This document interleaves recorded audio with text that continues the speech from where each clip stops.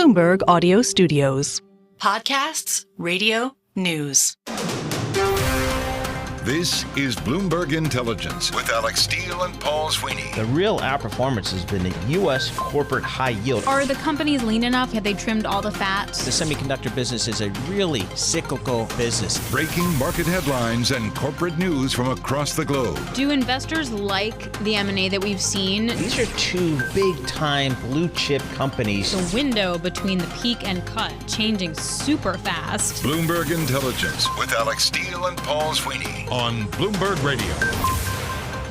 I'm Paul Sweeney. And I'm John Tucker, filling in for Alex Steele. On today's Bloomberg Intelligence show, we dig inside the big business stories impacting Wall Street and the global markets. Each and every week, we provide in-depth research and data on some of the 2,000 companies and 130 industries our analysts cover worldwide. Today, we'll look at why the athletic apparel retailer Lululemon raised its profit outlook for the full year. Plus, we're going to discuss where we are in the U.S. with developing the carbon market. But first, we dive into information technology. HPE reported better than expected second quarter revenue this week. The results were fueled by sales of servers built for artificial intelligence work. For more, co-host Alex Steele and I were joined by Jin Ho, Bloomberg Intelligence Senior Technology Analyst. We first asked him for his key takeaways from HPE's earnings. I will tell you, I don't think many people gave Hewlett-Packard the benefit of the doubt in terms of the AI server story. We saw that in the multiple relative to Dell.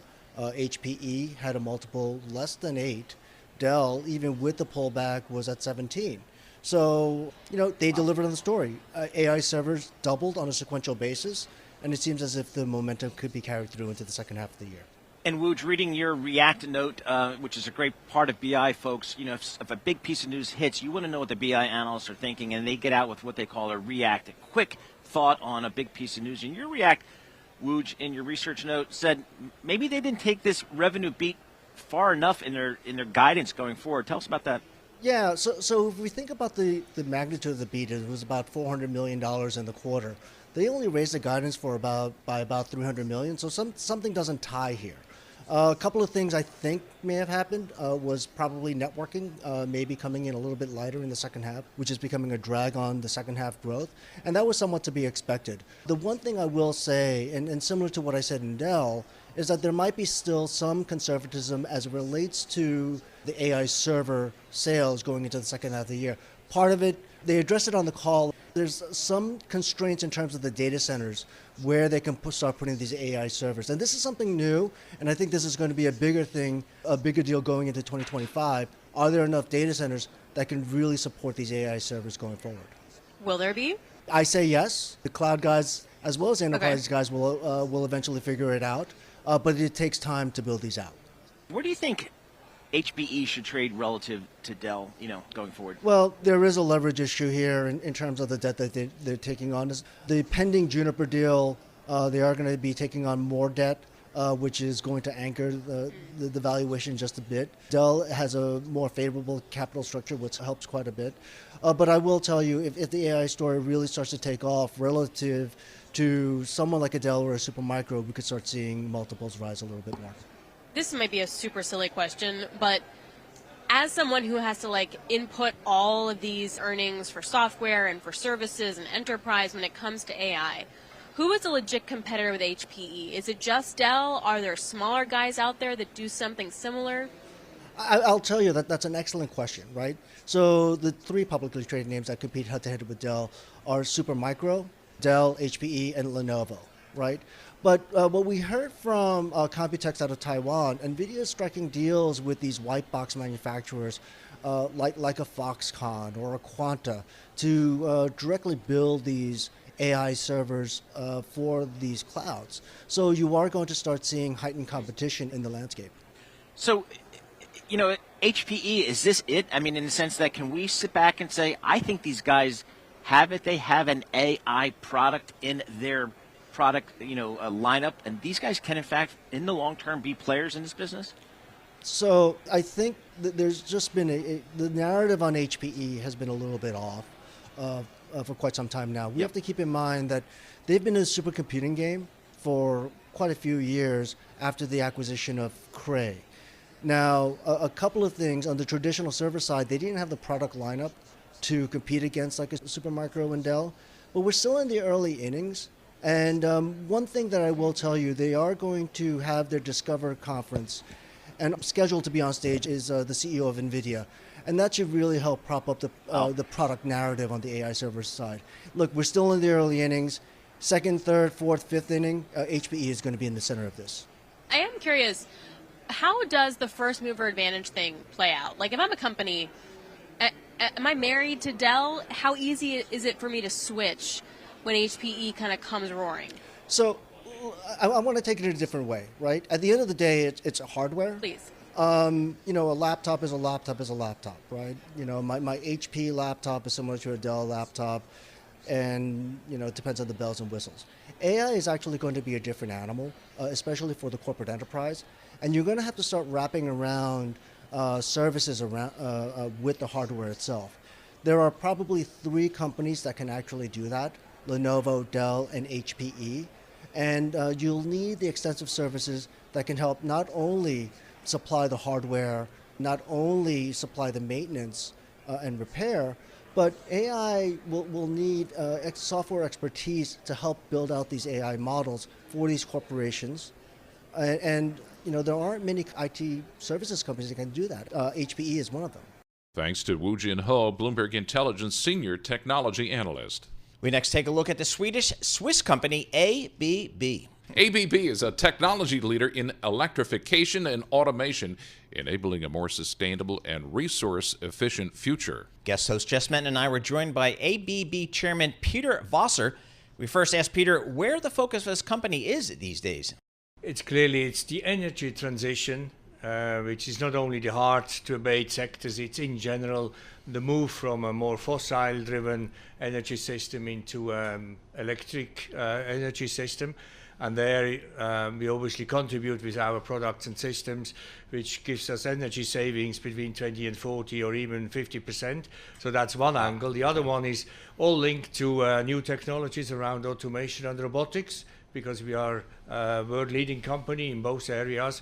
And that has to do with the reshoring, bringing things closer home again, where the markets are, but also in some countries dealing with the demographics. Because we have less and less people working in the working age, and therefore robotics and the automation becomes very important. And the last one is AI, which will revolutionize, obviously, all what's related to automation in the future. Well, talk to us more about what you think is the best way to try to scale manufacturing when it comes to the EV charging space. I think what we really need on the e-mobility side, let me put it this way, is really work on 2 fronts. One is the technical side on the charging side, but the other one is also on the user friendliness side, so that they become actually more reliable, they are much more modern. On the manufacturing side, I think we have had clearly in some countries and regions, there was some scarcity of manufacturing capacity, which I think has been solved, was not an issue for ABB in that sense, but it's the product evolution which is very key. Now, on the other side, I think one should not forget that the whole network of electrification needs to be up to speed. You cannot just actually consume much more energy. You also need to build the transmission lines, that the power actually comes in where we have got, let's say, the chargers installed, either for private passenger cars or for buses, ships, trains, whatever you want to call it. So I think we need much more infrastructure investments on the one side in really to actually get the EV charging and the passenger cars based on electrification much more developed in the future. Peter, who are some of your bigger customers that you're working with these days? We are here in the United States, so we have all kind of manufacturing companies in that sense. But on the industrial side, any company you can think of, they are in manufacturing space, for example, they use our electrification products, they use our automation products. So you have all the industrial companies, and that's where we make the difference. On the other side, utilities are very key. As I just said, they need to make sure we have enough supply. And I know I'm just looking at our PGEO function where I can see where your revenue comes by geography. You're everywhere. Do you see certain parts of the world that are more in front of kind of making the transition than some others? Yeah, I think I would say that Europe has started this rather early, with the new Green Deal in Europe, but also moving into a very different energy systems. Paid some price with the wars in Russia, so energy prices have gone up, and some rethinking has taken place. I think here in the US, you quite clearly see the demand is there in all industries, now supported by the various acts you have. Here, either the Inflation Act or then also the Industrial Act, and that is driving investments now. It's much earlier days than in Europe, for example. Asia is a little bit a mixed bag, I have to say. So you see some countries at the leading edge, like smaller countries like Singapore. In China, which is our second biggest market after the US, you see actually a lot of efforts now being put in place to change the electric system in China. A lot of EV cars are coming in, and you can see that those really are now generating the growth in China, whilst it is subdued compared to the US at this stage. So indeed, we are operating across the world in more than 100 countries. We get good insights. At the moment, the driving forces are really the US and Europe, with, let's say, Asia, apart from India, are lacking somewhat. So where else do you go to expand from here when you already are in so many places? It's quite clearly US is our key number one market, and that's where we are developing. We have, over the last 10 years, we have put more than $14 billion into the US in terms of investments. We have got 40 manufacturing sites in 20 states. We're operating in all states with our services, etc. So that's a key market. We see the electrification market in the US as key, but also the industrial one, which has a lot to do with bringing home, let's say, manufacturing capabilities and capacity. And then the second one is clearly India, which at the moment is, in terms of growth, outstripping all other countries in a big way. They are very low in manufacturing capacity, and that's where a lot of investments now for the high-end manufacturing goes in. And then the third one would be Europe, quite clearly, as the European change in the energy system, but also the demographic issues which we have in Europe, which will take out, 50 million kind of working people over the next 10 years, and that needs to be replaced by automation and robotics. So there's a lot of investments ongoing there. Thanks to Peter Voser, chairman of ABB. Coming up, a look at new carbon offset guidelines from the U.S. You're listening to Bloomberg Intelligence on Bloomberg Radio, providing in-depth research and data on 2,000 companies in 130 industries. You can access Bloomberg Intelligence via BI Go on the terminal. I'm Paul Sweeney. And I'm John Tucker. This is Bloomberg. You're listening to the Bloomberg Intelligence Podcast. Catch us live weekdays at 10 a.m. Eastern on Apple CarPlay and Android Auto with the Bloomberg Business app. Listen on demand wherever you get your podcasts or watch us live on YouTube. I'm Paul Sweeney. And I'm John Tucker, filling in for Alex Steele. We look next at the Canadian athletic apparel retailer, Lululemon Athletica. Lululemon raised its profit outlook for the full year while also beating market expectations for earnings in the first quarter. And this came despite investor concerns over the company's slowing sales growth. For more, guest host John Tucker and I were joined by Poonam Goyal, senior U.S. retail analyst at Bloomberg Intelligence. We first asked Poonam for her key takeaways from Lululemon's earnings report. So I think the earnings are better than expected because while we do see slowing growth at Lululemon, where it's decelerating from the mid-teens to low double digits near 10%, there was concern that is that because of a slower macro and the fact that Lululemon is losing out to competition, Alo Yoga, etc. We discovered that part of that is true, but part of that is not true. And I think that's why investors have a little more confidence. How big is the U.S. market for them, and are they selling overseas, and how much? Yeah, so the U.S. market, the Americas, is 80% of their business. International is 20%, with China half of that. And is demand picking up or slowing in China, or is it new to the Lululemon market?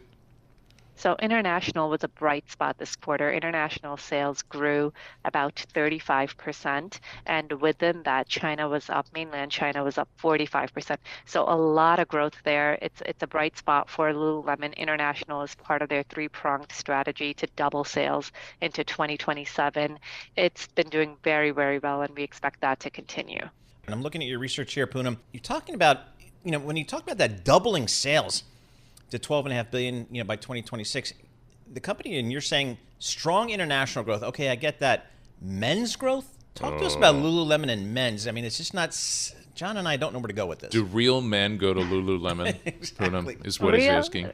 Real men are going to Lululemon. It's one of their bright spots right now, and they actually think that men's could become, over time, I think it'll take some time, 50% of the business. So there's a lot of opportunity in men's. And, when you walk those stores, and I looked at the men's inventory, it actually looks great. It's not just about outfitting the men to go to the gym.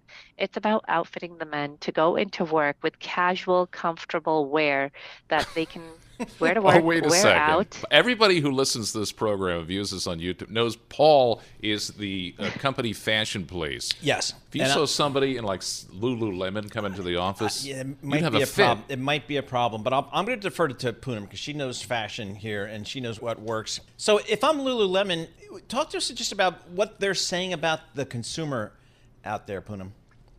So the consumer, we've been talking about this for a while now. The consumer is selective. They're choosing where to shop, when to shop, how to shop. And if they see the right product, they are still purchasing it. The one thing that struck out during the call was that traffic was up in the quarter, which means people are still going to Lululemon. They still have purchase intent. But there were some product missteps, which they're working to correct into the second half of the year, where they didn't have the right colors, or they didn't have enough colors, I should say.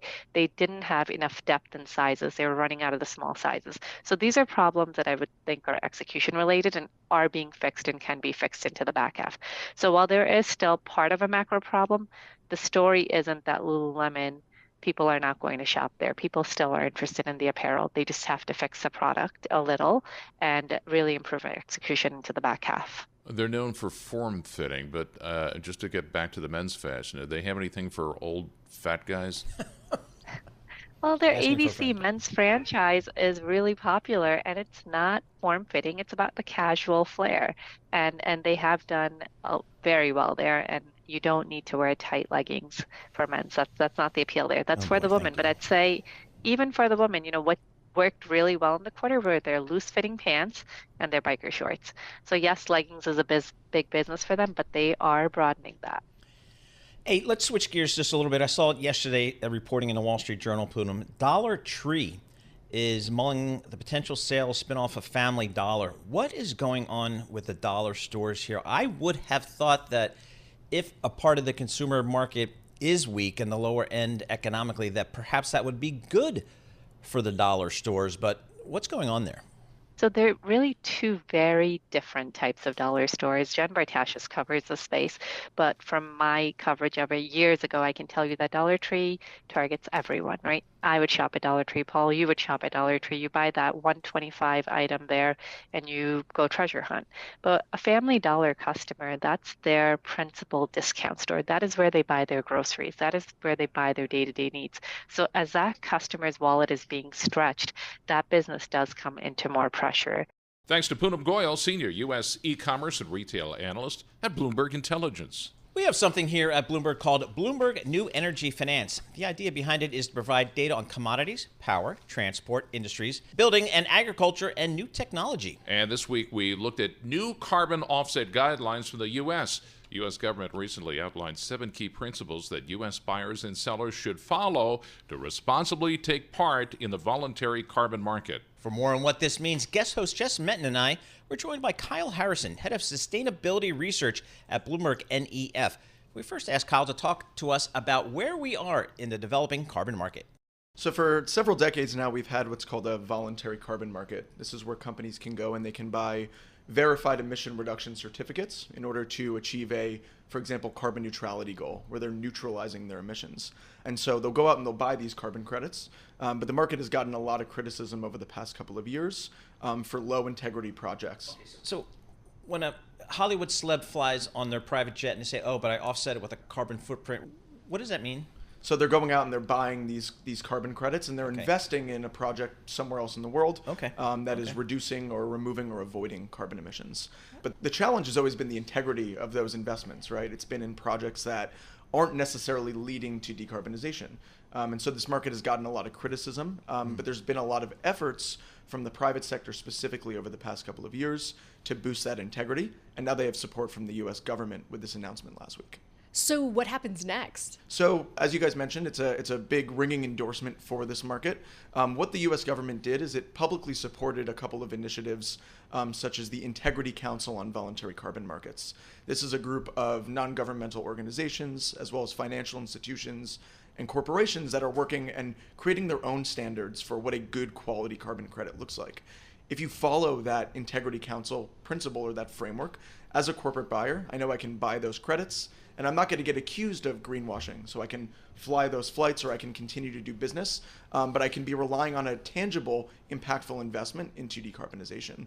You know, folks, the work coming out of BNEF, I think, is absolutely the gold plate for this entire industry.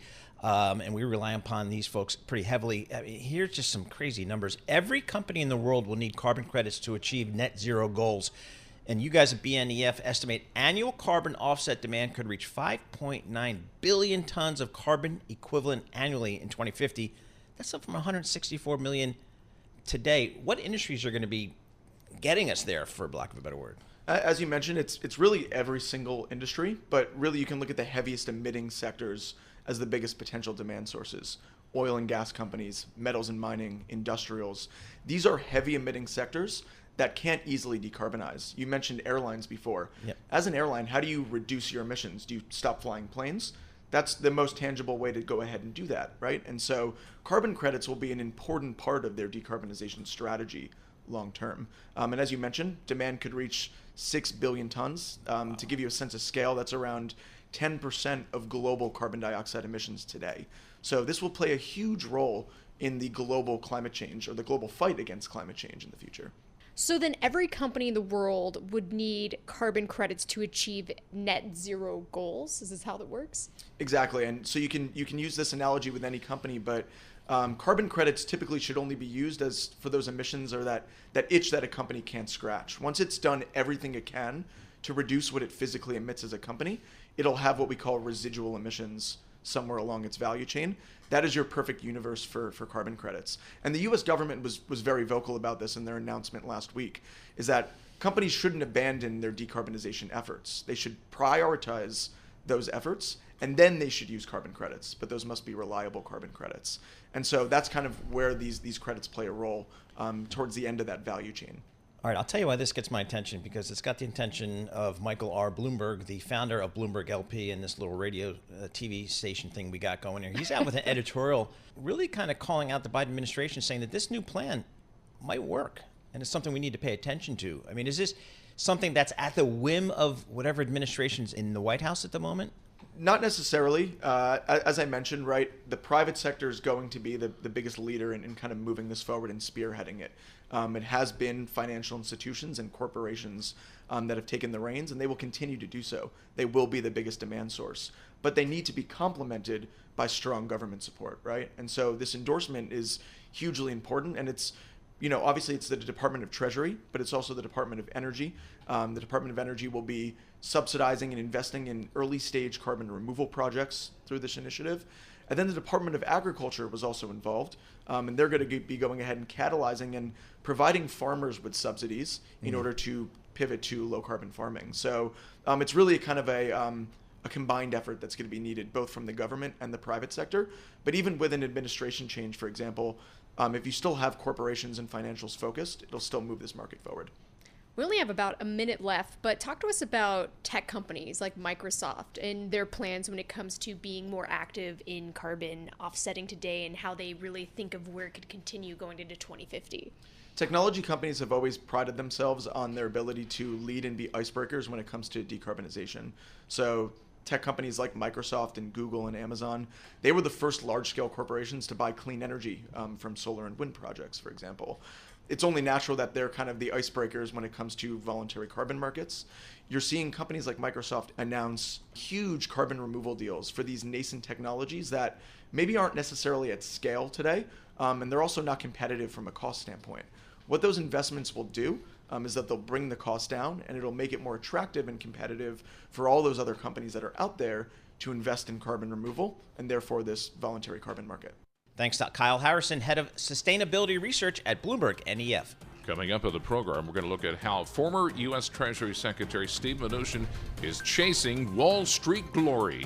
You're listening to Bloomberg Intelligence on Bloomberg Radio, providing in-depth research and data on 2,000 companies and 130 industries. You can access Bloomberg Intelligence via BI Go on the terminal. I'm Paul Sweeney. And I'm John Tucker. This is Bloomberg. You're listening to the Bloomberg Intelligence Podcast. Catch us live weekdays at 10 a.m. Eastern on Apple CarPlay and Android Auto with the Bloomberg Business app. You can also listen live on Amazon Alexa from our flagship New York station. Just say, Alexa, play Bloomberg 1130. Hey there, I'm Paul Sweeney. And I'm John Tucker, filling in for Alex Steele. We move now to energy and Trafigura. Trafigura is one of the world's largest suppliers of commodities. And this week, the company posted first-half profits down 73% from a year earlier. This comes as the commodity giant adjusts to calmer conditions across its key energy and metals markets. For more on this, guest host John Tucker and I were joined by Archie Hunter, Bloomberg Commodities Reporter. We first asked Archie for his take on this week's earnings report. It's a big drop-off. It's still a huge profit as far as the sector goes. Look, the commodity trading industry is coming out of, and perhaps what this signals is the trading industry is coming out of like a real boom time where COVID-19 and then the sort of Russian invasion of Ukraine really sort of supersized volatility, especially in the energy space.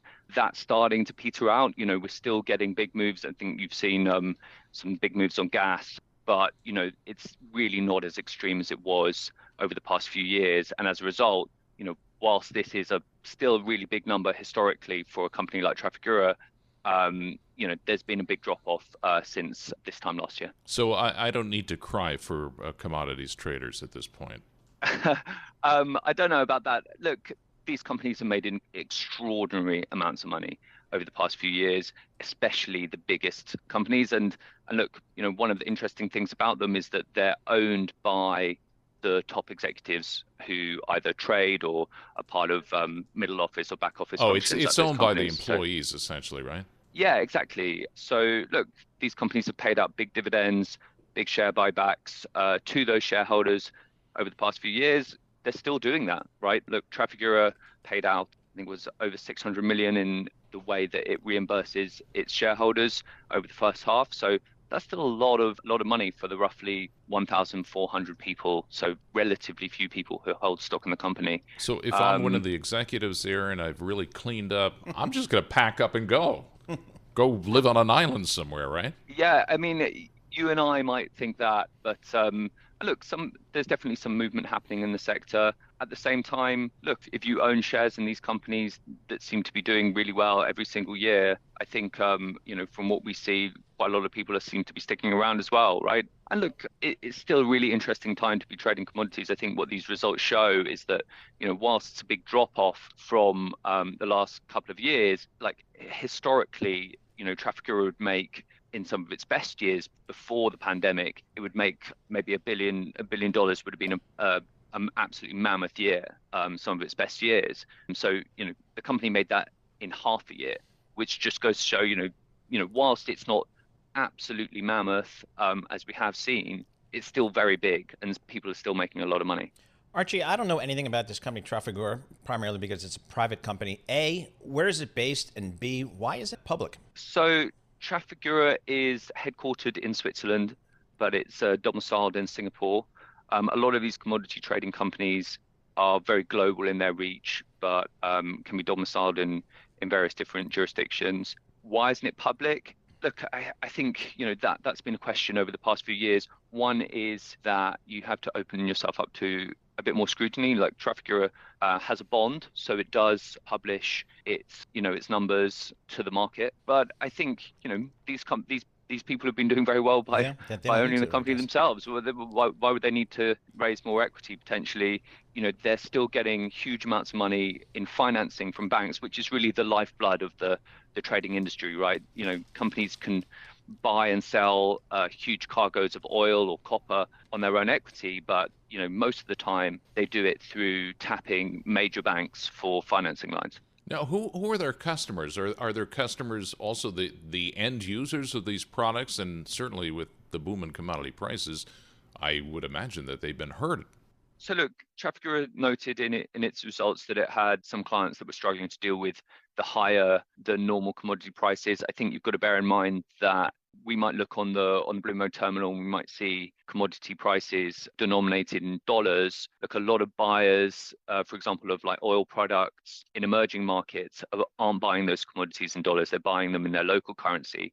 And the dollar is appreciated, as we know, quite a bit over the past year or so. So, that's even more expensive. And I think that's what they're alluding to there. But look, on the whole, you can see that high prices have started to have an impact on demand in some commodities, or perhaps prices have, as Trafigura said in its results, prices for copper overran fundamentals. So that's why I know you guys were talking a little bit about the BCom. Copper has retreated a little bit over the past couple of weeks, in part because I think market analysts feel that it's sort of overrun the actual supply and demand dynamics. Our thanks to Archie Hunter, Bloomberg Commodities Reporter. We now take a look at one of the Bloomberg Big Take stories featured this week on Bloomberg Intelligence. It focuses on former Treasury Secretary Steve Mnuchin, who now leads the private equity firm Liberty Strategic Capital. The Big Take piece is titled Mnuchin Chases Wall Street Glory with War Chest of Foreign Money. For more, guest host Jess Menton and I were joined by the story's author, Max Abelson, Bloomberg News Finance Reporter. We first asked Max for more context on his story. This is a story, I think, at its heart, it's really about ambition. And what we write about in this story, although I should say me, this is my story, but I write about in this story, is that, what we saw 8 years ago, when Zach Miter and I wrote that Business Week profile of Mnuchin as Trump's money man, you were able to kind of get a snapshot of what it looks like when someone tries to take their Wall Street wealth and turn it into Washington power. And he did that. He was successful. People, I think, looked down their nose at it. They thought Trump's campaign was ridiculous when he agreed to do it. And they were wrong. Mnuchin really saw something that other people missed. And Trump won. He became Treasury Secretary. You kind of forget this, but people went in and out those 4 years. Mnuchin stayed. He kept his head down. And what this story is about is capturing him as he takes that Washington power that he accumulated and he turns it into even more money. And it's a story about scale. I mean, this guy was an investor beforehand. Now he's a big investor. He's got this big war chest of Middle East money. He's going for deals that could be kind of like, I don't know, it's a little silly to say world historic, but if this guy can pull off a deal for TikTok, it's going to send him into this echelon of you're going to have to read the story to understand this, but not just gorillas, but the senior gorillas of global finance. TikTok. Walk us through this about how that's associated with how when it comes to this war chest of wealth that he's been building. Yep. So let me take you back in time. So I think you and I spoke back in March when New York Community Bank it was mayhem. There was news that leaked that New York Community Bank really needed capital, and that is not good. If you're a bank, you do not want news out saying, it'd be nice to raise some cash. Unbeknownst to us at the time when that headline hit, Mnuchin and some partners were like basically a day away from investing in New York Community Bank. And they decided, should we still go forward? And they did. Of course, that actually, on paper, their profits on that New York Community Bank deal, they have made a pretty penny, at least on paper, like basically doubling their money. But a few days after that deal closed, he goes on TV and he says, you know what? I'm putting together a deal to buy TikTok. I've got a plan. And it was weird for a couple of reasons. One, because New York Community Bank made a lot of sense for Stephen Mnuchin because he bought, do you remember One West? Remember that bank deal he did? New York Community Bank makes sense in that light. TikTok, on the other hand, the guy invested in Hollywood. People forget about that. Mnuchin financed some serious blockbusters, including Avatar, if you saw it. But it's like, why TikTok? And I think the way he sees it is, according to interviews with people who aren't working on that deal with him but know him well, it's like he's got an edge in when it comes to national security matters. And don't forget, TikTok is now, by law, the Chinese parent company is essentially going to have to sell it. So he thinks he's got an edge with national security and then also with deal making. On the other hand, his fund is like maybe $3 billion or so. It is going to take a lot more than that to buy TikTok here in the States. We're going to be watching to see what kind of partners he can bring together and if he buys his first ever, social media empire. All right, I see in your reporting, Max, Mr. Mnuchin made about 30 visits to the Middle Eastern nations while in office. That's around as many as his European and Asian visits combined. So he spent a lot of time there when in office. Is that translating into some investors in his fund? I think that's really a key question. So out of fairness, I just want to cite his spokesperson, a guy by the name of Devin O'Malley, who liked to say to me while I was reporting the story that those 30 visits, according to him, are like different legs of just 9 trips to a region that he describes as highly strategically important. O'Malley would say that Mnuchin was advancing U.S. foreign policy, economic interests, not going to collect money. But I think as a matter of historical record, you can see Mnuchin going to the United Arab Emirates. You can see him going to Qatar. You can see him going to Saudi Arabia. And, I'm talking about not just at his time when he was Treasury Secretary, but certainly in the months after that. And what does he end up with? He ends up with a fund, as I say, about $3 billion, and a lot of that money is coming from the Middle East. These are essentially the deepest pockets in the world, these sovereign wealth funds, essentially. And, if you're an investor, that means that you get to play with some pretty fun money. He's gonna need some more money than that if he wants to do TikTok, but it means that it's turned him into essentially a private equity investor on a really big scale. Where else does he have his eyes on next beyond TikTok? Well, I had some fun reporting on the story. Not as much fun as that famous picture of him holding up the cash. I feel like we all remember that photo, the cash photo. That photo was more fun. But I had fun looking at cybersecurity. Not only did Liberty take over an entire cybersecurity company, rather it's a mobile security platform. It's called Simperium. I don't know if you've heard of that. But he has plowed money into Cybereason, Contrast Security, Blue Voyant. These are some interesting cybersecurity startups. And I want to tell you, not all of them have been a pretty picture. Liberty bought 20 million shares of Satellogic for like $7.50 each, back in 2022. It was below $1.20 the last time I checked. And then there's Cybereason. That was supposed to be worth like billions of dollars when he made his investment. The valuation now is said to be like $300 million. You do not want that order. You're supposed to invest when it's worth $300 million and then sell when it's worth billions.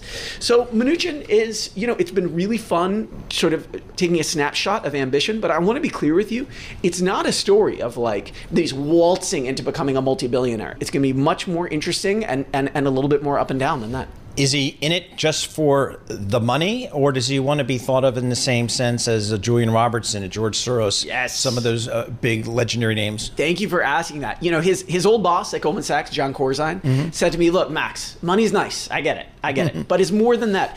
I was actually kind of moved by something John Corzine said to me, because don't forget, Corzine, after running Goldman, I believe you're a New Jersey. Sure, one of you two live in New Jersey. Yep. They both. Right? Corzine managed to do the same thing. He went from finance into government, and he was successful. He was a senator, he was a governor. Corzine said that there's this feeling of being important and being at that table. That once you're at that table of global influence, it is really hard to leave it. Corzine said to me, this whole quote didn't make it into the story, but he said, some people are programmed that they leave that table of global importance and global influence, and they're able to go do something else. It's like, I like gardening on weekends, And some people want more influence and want more opportunity and want to be more engaged and can't disengage. And I think that helps explain Stephen Mnuchin. Thanks to Max Abelson, Bloomberg News Finance Reporter. This is the Bloomberg Intelligence Podcast, available on Apple, Spotify, and anywhere else you get your podcasts. Listen live each weekday, 10 a.m. to noon Eastern on Bloomberg.com, the iHeartRadio app, TuneIn, and the Bloomberg Business app. You can also watch us live every weekday on YouTube and always on the Bloomberg Terminal.